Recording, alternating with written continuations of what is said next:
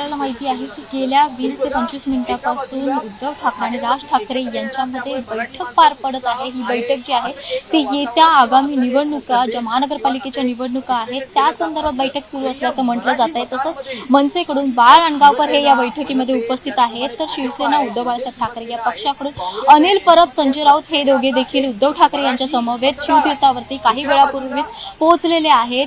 आता आपण काही दिवसांपूर्वीच पाहिलेलं आहे की गणेशोत्सवाच्या पहिल्याच दिवशी उद्धव ठाकरे हे संपूर्ण परिवारासोबत शिवतीर्थावरती पोहोचले होते। तसंच गणपती बाप्पाचं दर्शन घेतलेलं होतं, काही वेळ गप्पा देखील मारलेला होता। त्यानंतर आता लगेच काही दिवसानंतरच पुन्हा एकदा उद्धव ठाकरे हे शिवतीर्थावरती आलेले आहेत। काही वेळापासून ही जी चर्चा सुरू आहे ती चर्चा एकंदरीतच ज्या निवडणुका येऊ घातलेल्या आहेत त्याच संदर्भात जी गेल्या अनेक महिन्यांपासून वर्षापासून चर्चा सुरू आहे की दोन्ही बंधू एकत्र येतील का, त्याच अनुषंगाने ही चर्चा असल्याचं देखील म्हटलं जातंय। शिवतीर्थाबाहेर आता जर आपण पाहिलं तर शिवतीर्थामध्ये ही जी चर्चा सुरू आहे दोन्ही बंधूंची ही खरं तर चर्चा आहे आणि ज्या आगामी निवडणुका आहेत त्याच अनुषंगाने की या दोन्ही बंधू एकत्र येणार का हे देखील आजच्या दिवशी स्पष्ट होणार का हे पाहणं देखील तितकंच महत्त्वाचं ठरेल। तसंच आपण जर पाहिलं तर अनिल परब आणि संजय राऊत हे देखील उद्धव ठाकरे यांच्यासोबत आलेले आहेत।